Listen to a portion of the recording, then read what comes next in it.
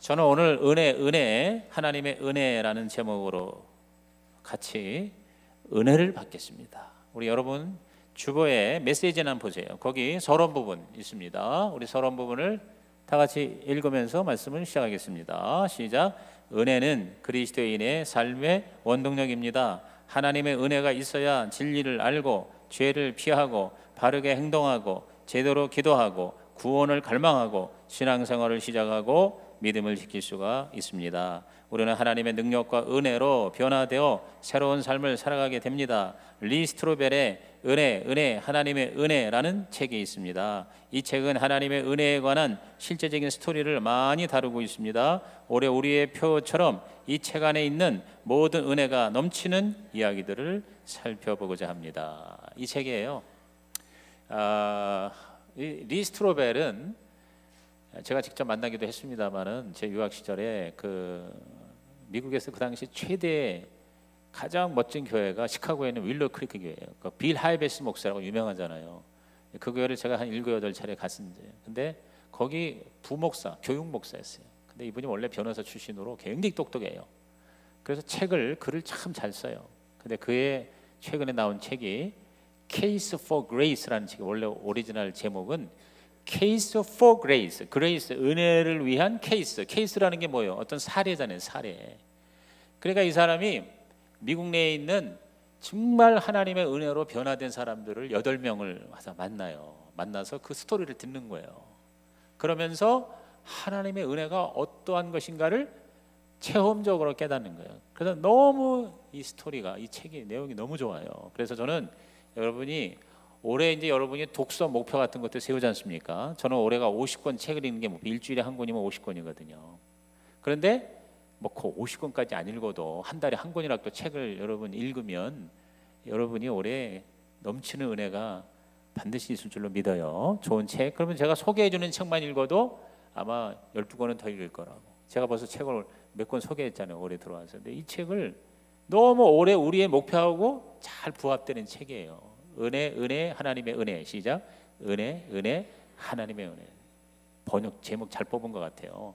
여기 보면 뒤에는 이 책을 읽고 개인적으로 적용하는 질문들 또는 소그룹, 구역 같은 데서나 특히 우리 청년부 셀 같은 데서 이 뒤에 있는 이 그룹 스터디 이 질문 같은 거 같이 나누면 더 깊고 풍성한 은혜가 우리 가운데 임할 것 같아요. 근데 여기서 이 은혜에 대해서 저와 여러분이 과연 진짜 하나님의 은혜가 뭔가, 우리가 넘치는 은혜의 해가 되려면 은혜를 정확히 알아야 되잖아요. 그래서 8가지를 이제 은혜의 본질을 제가 이제 설명을 할 텐데 이 책을 중심으로 해서 오늘은 4가지 하고 다음 주에 또 4가지 할 겁니다.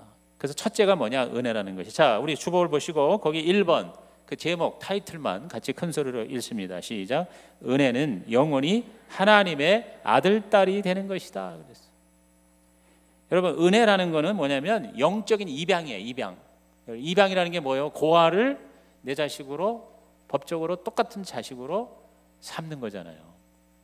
여러분, 저와 여러분이 예수 믿고 구원받는 거는 하나님의 저와 여러분을 당신의 자녀로 입양하는 거예요. 입양의 은혜. 시작.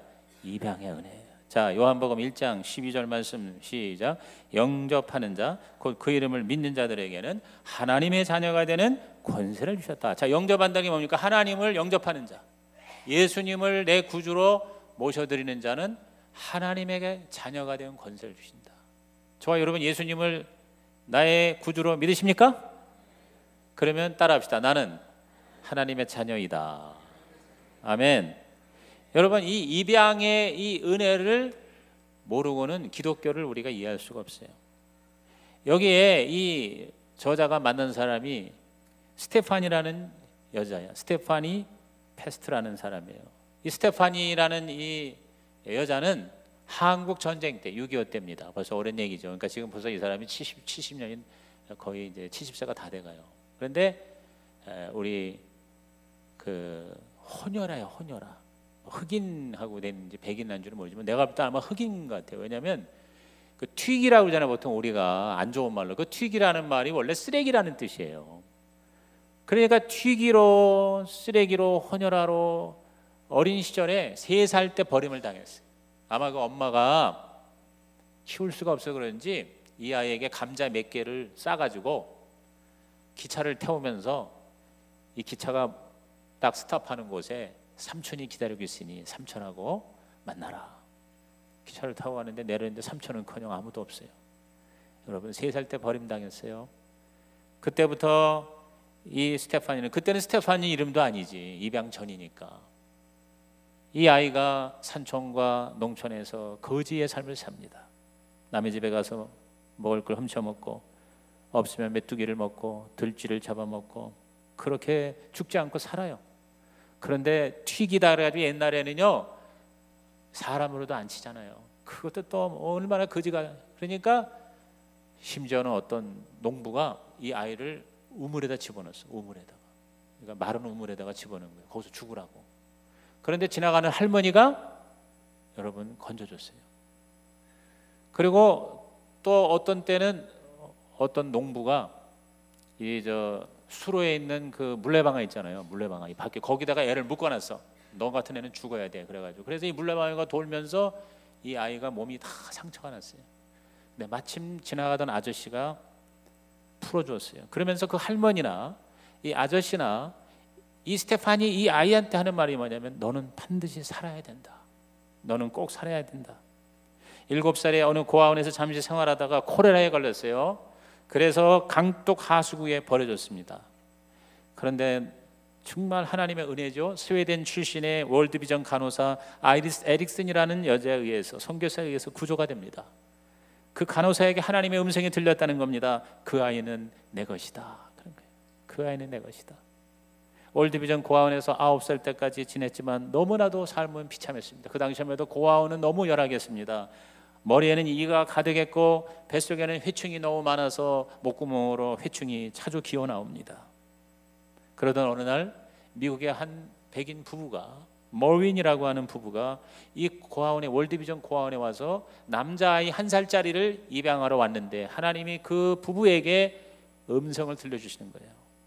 1살짜리 남자아이를 입양하지 말고 저 9살짜리 여자아이를 너의 딸로 입양을 하거라.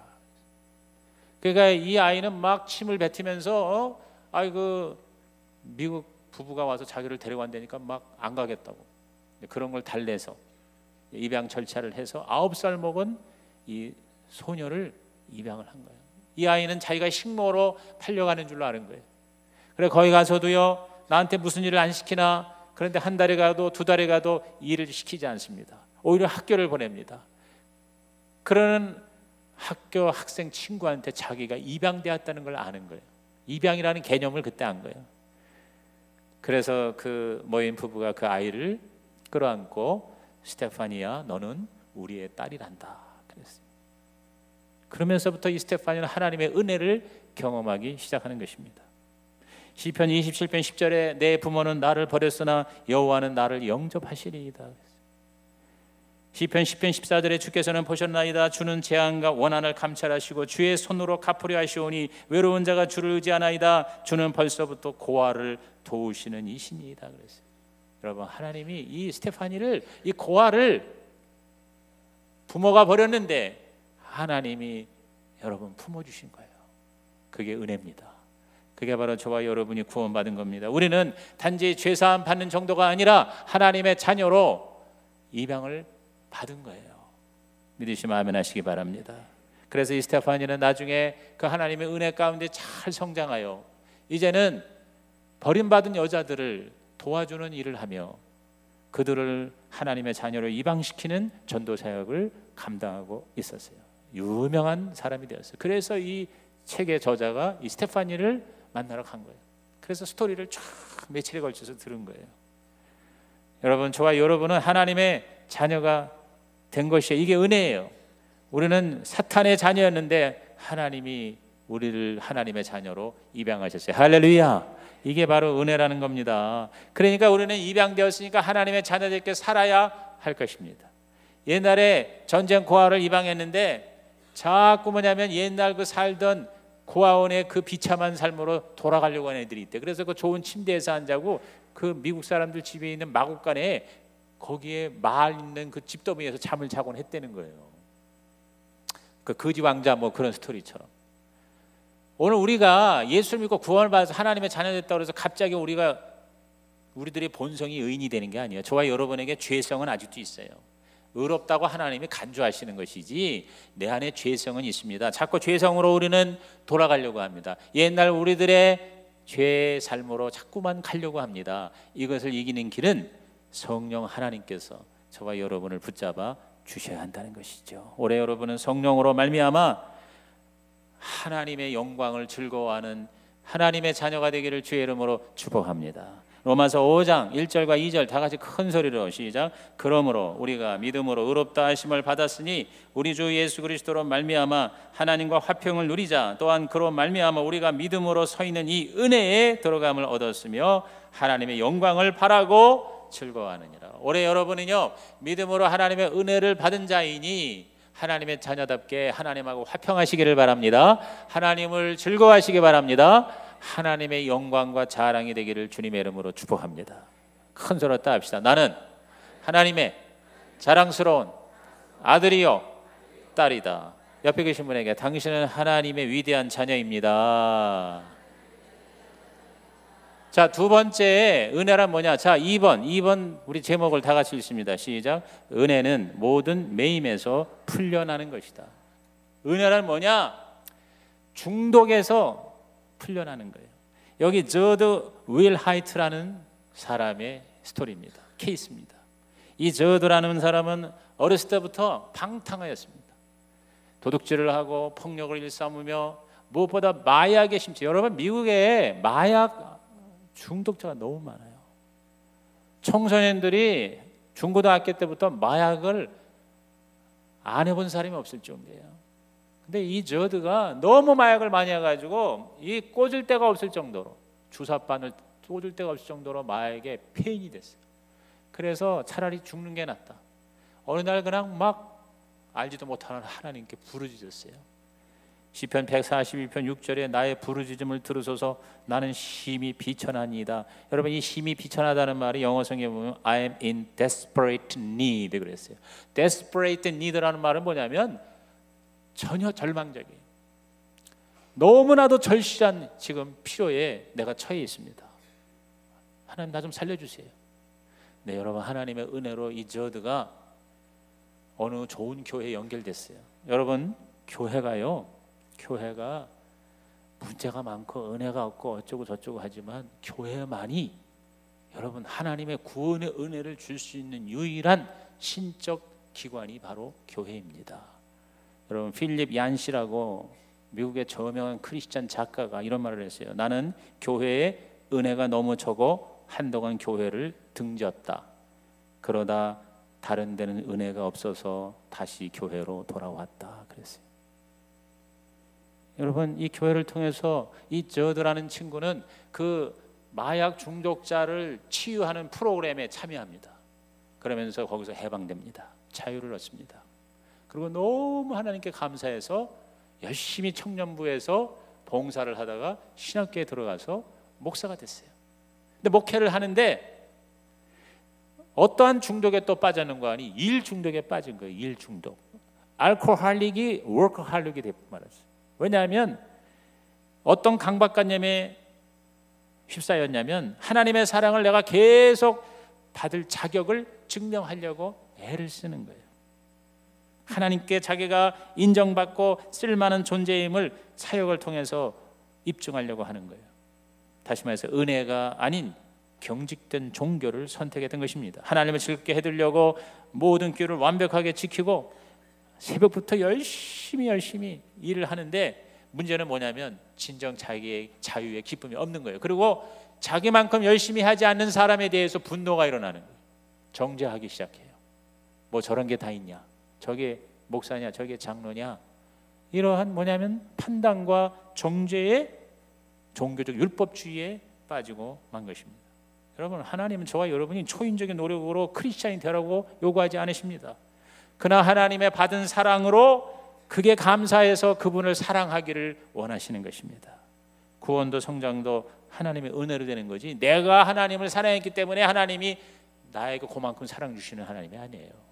요한일서 4장 10절 말씀, 너무 유명한 말씀, 다 같이 큰 소리로 시작. 사랑은 여기 있으니 우리가 하나님을 사랑한 것이 아니요 하나님은 우리를 사랑하사 우리 죄를 속하기 위하여 화목제물로 그 아들을 보내셨다. 내가 하나님을 사랑했으니까 하나님이 나를 사랑한 게 아니에요. 그러나 하나님이 나를 사랑했기 때문에 내가 하나님을 뜨겁게 사랑하는 거예요. 여러분, 그 앞에 스테파니가 하나님을 사랑했기 때문에 그 스테파니를 건져서 미국으로 입양시킨 게 아니에요. 그러나 하나님이 쟤는 내 딸이야, 내 것이야 하고 일방적으로 하나님이 선택하셨어요. 오늘 여러분이요 바로 그러한 하나님의 선택받은 하나님의 자녀인 걸 믿으시기를 바랍니다. 기독교는 종교가 아닙니다. 종교가 끝났다는 선언인 것입니다. 여러분, 저와 여러분이 내가 뭔가 선을 많이 행해서 내 가치를 보여주어야 하나님이 나를 사랑하는 것이 아닙니다.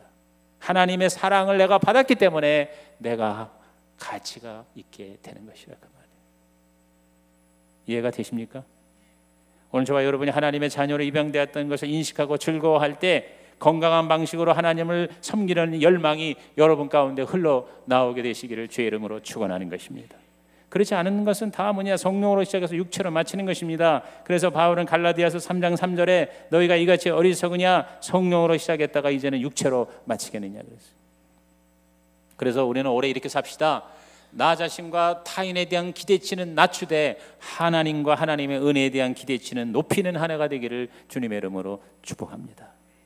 그 사실을 깨닫자 이 저들은 라스베가스에서 가장 은혜로운 교회를 목회하는 목회자로 바뀌게 된 거예요.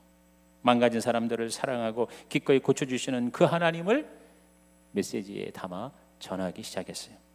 이른바 죄가 많은 곳에 은혜가 넘치. 여러분, 라스베가스는 소돔과 고모라예요. 그런데 이 저드 목사님의 목양실에 로마서 5장 20절의 말씀이 걸려 있습니다. 자, 다 같이 읽습니다. 율법이 들어온 것은 범죄를 더하게 하려 함이라. 그러나 죄가 더한 곳에 은혜가 더욱 넘쳤나니. 그래서 은혜가 넘치게 되면 사람들을 가혹하게 대하는 게 아니라 은혜롭게 대하게 되는 거예요. 여러분이요 자꾸 저 사람 하면서 다른 사람을 자꾸 손가락질하는 사람들은 사실상 하나님의 은혜가 내가 부족하다는 거예요. 그게 넘치게 되면은 여러분 판단하고 정죄하는 게 아니라 죄는 미워하되 죄인을 사랑하는 마음을 하나님이 허락해 주실 줄로 믿는 것입니다.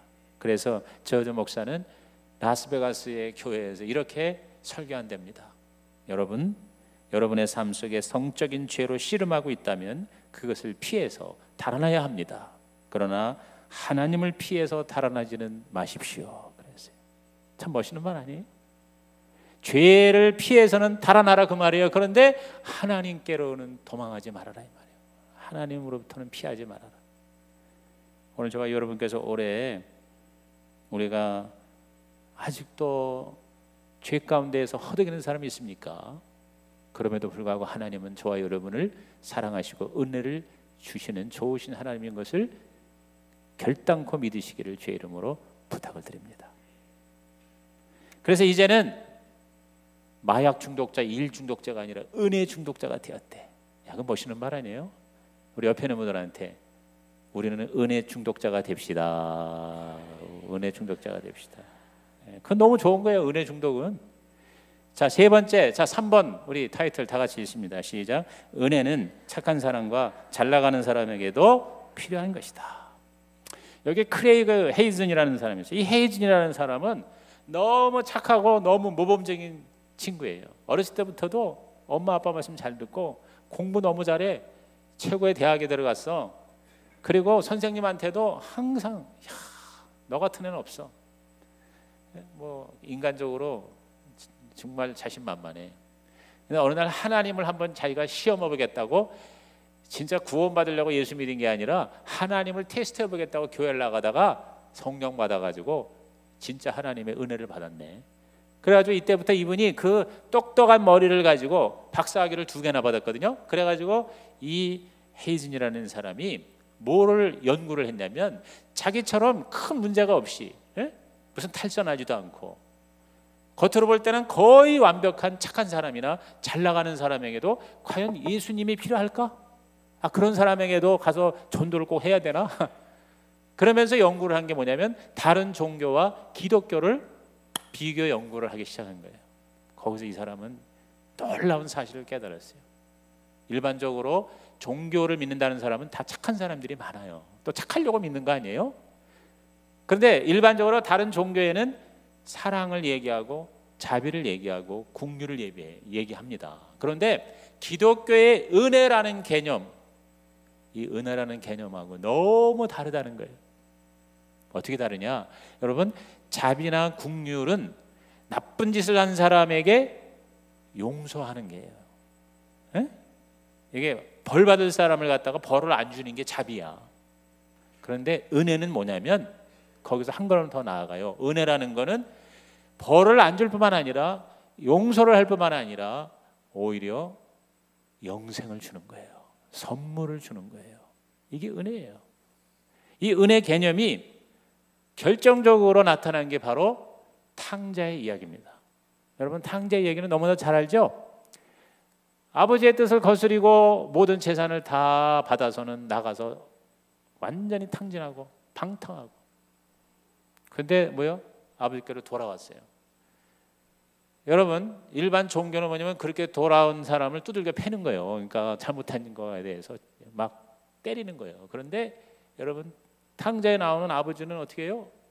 몽둥이 들고 나와서 때리고 쫓아내러 왔어요? 아니에요. 팔을 벌리고 맨발로 뛰어나와서 날마다 그 집을 나간 둘째 아들을 기다리던 그 아버지 품에 안고 끌어안고, 내 사랑하는 둘째 아들아, 내가 너를 얼마나 기다렸는지 아느냐. 전혀 여러분 꾸중하거나 벌을 주거나 몽둥이로 패지 않았어요. 끌어안고 거기다가 어떻게 했어요? 잔치를 베풀었어요. 그게 바로 기독교의 은혜라는 거예요. 이 개념이 기독교에만 아주 탁월하게 있다는 거예요. 그래서 이 헤이즌이라는 이 박사가 미국 사회에서의 이제 가장 많이 있는 게 이제 몰몬교가 굉장히 세요. 미국에는 몰몬교. 이 몰몬교가 보면은 하나님과 인간 사이에 절대적인 어떤 간격이 있다고 가르치지 않아요. 약간의 간격이 있지만 그 간격을 좋은 일을 하면 좁아져 가지고 우리도 신이 될 수 있다는 교리, 이건 기독교와 완전히 반대되는 거예요. 그래서 몰몬교가 이단인 거예요. 왜? 로마서 3장 23절에 우리 다 같이 읽겠습니다. 시작. 모든 사람이 죄를 범하였음에 하나님의 영광이 이르지 못하더니. 모든 사람이 다 죄를 범해요. 그러니까 기독교는 죄의 개념이 정확해요. 그리고 바로 로마서 3장 24절에 가보면은 그러나 그리스도 안에 하나님의 은사는 바로 뭐요? 우리에게 하나님의 구원으로 다가온다. 하나님의 선물이다 그랬어요. 이슬람이라는 종교를 또 연구를 해봤어요. 여러분, 이슬람은 이 악행이라는 저울과 선행이라는 저울이 있어요. 그런데 선행을 많이 하면 하나님께 도달한다고 가르치는데 선행 5가지가 있어요. 이걸 5기둥이라고 그래요. 첫째가 샤하다라고 그래서 알라의 절대신을 고백해야 되고, 두 번째는 매일 5번 기도를 해야 되고 메카를 향해서, 세 번째는 수입의 2.5%를 헌금을 해야 되고, 네 번째는 음력 9월 한 달 동안 라마단 금식을 해야 되고, 5번째는 하지라고 그래서 메카 성지 순례를 완수해야 됩니다.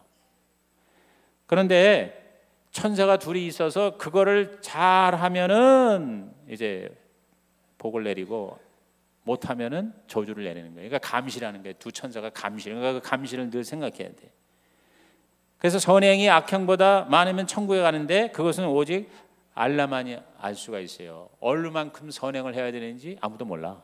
그것은 마치 할당량을 채우지 못하면 해고가 되는데 그 할당량이 얼마인지 알 수 없는 영업사원의 모습과 같다는 거죠. 그러니까 내가 좋은 일을, 착한 일을 많이 했는데 얼만큼 해야 구원을 받는지를 몰라. 알라만 알아. 그러니까 죽어라고 하는데 항상 불안한 거예요. 그런데 결정적으로 신의 천국에 들어가는 2가지 길이 있대요. 순간적으로 들어가는 길이 있대요. 그게 뭐냐면 성지순례 하다가 죽는 거예요.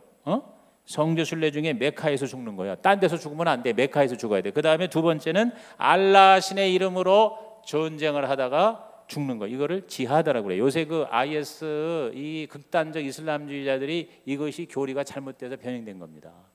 그러니까 나쁜 짓 많이 하다가 알라의 영광을 위하여 그러고선 싸우다가 자살 폭탄에서 죽으면 천국에 가가지고 70몇 명의 이쁜 미스 코리아 와이프를 왕창 얻어가지고 거기서 신나게 먹고 사는 게 그게 여러분 천국이래. 이런 말도 안 되는 여러분 이게 바로 뭐냐? 이게 이슬람이에요. 그래서 그렇게 지하드가 그렇게 유행하는 거고요. 그 다음에 여러분 그 성지순례 하면 메카에서 어떤 거 막 몇백 명이 죽어 깔려 죽어 압사당해. 우리가 너무 어이가 없잖아요.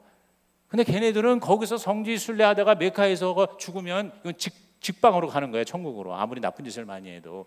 그러니까 아마 죽는 것도 괜찮으니까 자꾸 죽나 봐. 매년 그렇게 가서 보면 자꾸 압사당하고 그래요. 여러분 우리가 이 은혜를 내가 여러분에게 확실하게 설명하려다가 이제 이슬람 얘기까지 한 겁니다. 여러분 어느 목사님이 천국에 갔는데 이런 그 양팔 저울이 있대요. 선행의 저울과 악행의 저울이 있는데 모든 거 우리가 살던 것이 다 드러나 가지고 이제 저울이 하나씩 올라가. 선을 행한 게 얼마 안 돼. 그냥 악한 게 자꾸 이제 쌓이는 거야. 그러니까 이 악한 저울이 확 무거워져서 내려가잖아요. 그래서 야 이제는 이제 큰일 났구나, 끝장났구나. 그런데 갑자기 위에서 못이 3개가 떨어져. 못이 피 묻은 못이 팍 떨어지는 거야. 그러면서 선행의 접시에 갑자기 확 무게가 하면서 이게 역전이 되는 거예요. 그 못이 3개가 뭡니까? 예수님의 십자가에 양손에 박힌 두 못과 발에 박힌 못이 3개의 못이라는 거죠. 다시 말해서 십자가의 은혜예요. 오늘 저와 여러분이 내가 노력해서 선행을 해서 구원받는 게 아닙니다. 예수님의 전적인 십자가의 은혜로 저와 여러분은 구원받은 줄로 믿는 것입니다. 불교의 경우는 기본적으로 무신론입니다. 여러분 불교에서는 열반을 얘기합니다. 이 열반이라는 경지는 영혼도 없고 신도 존재하지 않는 무의 세계입니다.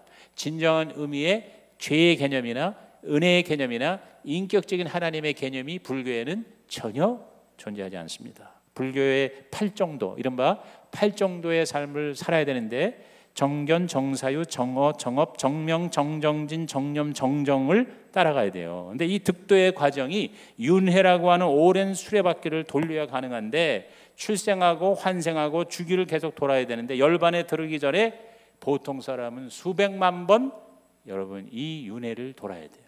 수백만 번이에요. 수백만 번. 그러니까 불교는요 기독교하고 완전히 반대입니다. 불교는 아무것도 존재하지 않는다고 그러는데 기독교는 창조주 하나님과 그의 피조물이 존재합니다. 불교는 영혼이 없지만 기독교는 하나님의 형상을 닮은 영혼이 있습니다. 불교의 열반에 도달하려면 끝도 없는 고행을 해야 되지만 기독교는 회개와 믿음으로 용서와 영생을 얻을 수가 있습니다. 불교에는 죄가 없습니다. 즉 무자성만 있을 뿐입니다. 네, 여러분 죄가 인정이 돼야 은혜가 시작이 되는 거예요. 그러니까 너무나도 분명하게 이 죄가 문제인데 이 문제를 해결하는 하나님의 은혜가 있는데 그 은혜를 입으면 우리는 하나님의 영생을 누린다. 아주 명쾌하고 명확한 것이 바로 기독교의 구원의 도리예요. 믿으시면 아멘 하시기 바랍니다. 요한일서 5장 13절 다 같이 읽습니다. 시작. 내가 하나님의 아들의 이름을 믿는 너희에게 이것을 쓰는 것은 너희로 하여금 너희에게 영생이 있음을 알게 하려 함이라. 여러분 이 십자가의 은혜는요 착한 사람, 잘 나가는 사람, 또 종교에 귀한 사람 모두에게 다 필요한 거예요. 어느 누구도 하나님의 은혜가 필요하지 않은 사람은 없다는 거, 이것을 여러분이 정확하게 깨닫고 여러분이 받은 그 하나님의 은혜를 어떤 사람에게든지 다 나누어주는 착한 일을 하는, 진짜 착한 일을 하는 2016년 새해가 되시기를 주의 이름으로 축복합니다. 마지막 4번째 우리 4번 읽겠습니다. 시작. 은혜는 한계선이 없는 것이다 그랬어요. 한계선이 없는 것이다. 라펠이라는 사람, 크리스토퍼 라펠이라는 사람을 이제 만나서 이야기를 듣습니다. 캄보디아 프놈펜의 왕족으로 태어났어요. 어린 시절에 왕궁의 공예사에게서 상하 십자가 목걸이를 선물 받았습니다. 근데 사실 그 목걸이 때문에 이 사람이 삽니다. 1975년 4월 17일 크메르 루즈라고 여러분 들어보셨죠? 캄보디아의 여러분 악랄한 공산 정권을 세웁니다. 4년, 짧은 4년 동안에 약 300만 명 이상, 이 캄보디아 인구의 3분의 1이 4년 동안에 죽어요. 다 살해를 해요. 지식인들을 남김없이 살해를 합니다. 여러분 대학생 3분의 2가 죽었고요. 중고등부 학생들도 엄청나게 죽었어요. 왜? 공부했다는 것 때문에. 그리고 의사가 10명 중에 9명은 죽었어요. 안경을 낀 사람이 다 죽었어요. 왜? 안경 끼니까 지식인이에요. 손을 만져서 손이 부드러우면 다 죽였어요. 왜냐하면 노동을 하지 않는 손이라서 죽였어요. 여러분, 킬링 필드라는 영화를 여러분이 혹시 보셨나 모르겠는데, 이런 이해할 수 없는 여러분 정권에서 완전히 캄보디아가 망가지고 말죠. 그래서 지금도 캄보디아가 제일 힘든 나라가 됐어요. 너무 지식인이 죽었기 때문에 한 세대가 지나는데도 나라를 이끌어갈 리더십이 없는 거예요. 그런데 여기 19살 때 이 라펠이라는 사람이 19살 때 자기를 농부로 속이고 가까스로 살아남아요. 아버지, 엄마, 형제 다 죽었어요. 그런데 이 십자가 목걸이 때문에 사는 거예요. 그러니까 다 죽이는 그 현장에서 이상하게 십자가 목걸이를, 상한 목걸이를 보고 그 위에서 죽이라고 명령하는 사람이 얘는 빼라 그러는 거예요. 얘는 빼라. 여기 하나님의 은혜죠. 그래서 가까스로 살아났어요. 그래서 아주 구사일생으로 태국의 난민촌으로 탈출을 해가지고 거기서 선교사를 통해서 예수님을 만났어요. 그리고 어떤 미국에 연결이 있는 여자하고 결혼을 해가지고 미국으로 이제 이민을 갑니다. 그리고 이제 캄보디아 이제 폴포트 정권은 이제 망하고 이제 새로운 정부가 수립이 됐죠. 그래서 이 라펠이라는 사람이 미국에 가가지고 목회자가 되어서 자기 조국 캄보디아에 200개의 교회를 세워요. 그렇게 교회를 세우면서 그 캄보디아 폴포트 정권 때 아주 악명 높은 교도소 S21이라는 교도소가 있었어요. 근데 그 교도소에 일단 들어가면 어마어마한 고문과 그리고 고통으로, 예를 들어서 거꾸로 매달고 대변이든 양동이 얼굴을 쳐박고 전기 충격으로 죽이고 비닐봉지로 숨막히게 하고 삽이나 괭이로 목을 치고 아기들을 다리를 잡고 나무에 후려서 죽는다. 참 제가 이 설교 때 이 장면을 얘기하고 싶지가 않았는데 너무 끔찍한 곳이 바로 S21이라는 교도소인데 4년 동안 14,000명이 수감되었는데 단 7명만 살아남았어요. 여기에 이 라펠의 과학자인 사촌이 생매장됐습니다. 근데 그 교도소의 소장이 도히크 동지라고 불리는 카잉구엑 에아브라는 사람인데요. 폴포트 정권이 무너진 지 15년쯤 됐을 때 이 라펠 목사가 캄보디아에 교회를 지으면서 현지인 크리스찬을 한 100여 명, 200명을 제자훈련을 삼았는데 그 중에 항핀이라고 하는 남자가 얼마나 열심히 주님을 사랑하고 그리고 그 훈련에 참석하는지 이 라펠 목사가 그 사람을 리더로 세웠어요. 열심히 교회를 섬기고 선교지를 섬기고 일을 합니다. 근데 한 5년 후에 전화가 왔어요. 어느 신문기자가, 끝까지 추적을 하던 신문기자가 바로 라펠 목사님, 당신이 제자훈련에서 세운 이 항핀이라는 사람이 다름 아닌 바로 이 S21 교도소 소장 도히크 동지입니다. 밝혀진 거예요. 그러니까 몰래 이제 자기를 이제 숨기다가 이제 예수를 진짜 믿었어요. 그래가지고 거듭난 거예요. 그렇게 해서 밝혀지니까 이 항핀이라는 친구가 솔직하게 하나님 앞에, 사람들 앞에 자기가 바로 그 도히크 교도소 소장입니다. 내가 죄를 지었습니다. 내가 전혀 하나님을 모를 때 내가 이 끔찍한 죄를 저질렀습니다. 저는 모든 죄를 다 달게 형벌을 받겠습니다. 결국 재판 결과 종신형을 받아서 감옥에 수용이 됐습니다. 이때 라펠이 이 도히크를 만나러 그 감옥에 갑니다. 그곳에 가서 그 도히크를 보고 끌어안고 예수 그리스도의 무한의 용서로 자기 가족을 죽이고 자기 과학자 사촌을 죽인 그 도히크를 끌어안고 용서하는 그러한 사건이 실제로 있었다는 거예요. 마태 18장 22절에 7번을 70번까지도 할지니라. 마태 18장 35절에 한번 같이 읽어볼까요? 너희가 각각 마음으로부터 형제를 용서하지 아니하면 나의 하늘 아버지께서도 너희에게 이와 같이 하시리라. 에베소 4장 32절입니다. 서로 친절하게 하며 불쌍히 여기며 서로 용서하기를 하나님이 그리스도 안에서 너희를 용서하신 것 같이 하라 그랬어요. 그 용서로 그 도히크를 끌어안고, 그래서 도히크는 그 감옥에서 혼자 하나님 앞에 예배를 드리고 자기 형제가 마치는 날까지 하나님의 용서의 은혜를 받으면서 살아난 그런 얘기예요. 여러분, 무한의 용서의 은혜. 올해 여러분이 한 해를 살면서 어떤 사람도 용서할 수 있는 하나님의 무한의 은혜가 임하기를 주님의 이름으로 축원합니다. 기도하겠습니다. 하나님, 오늘 이 말씀 들은 성도들마다 올해 하나님의 모든 은혜, 넘치는 은혜 임하게 하여 주시옵소서. 예수님의 이름으로 축복하며 기도하옵나이다. 아멘. 우리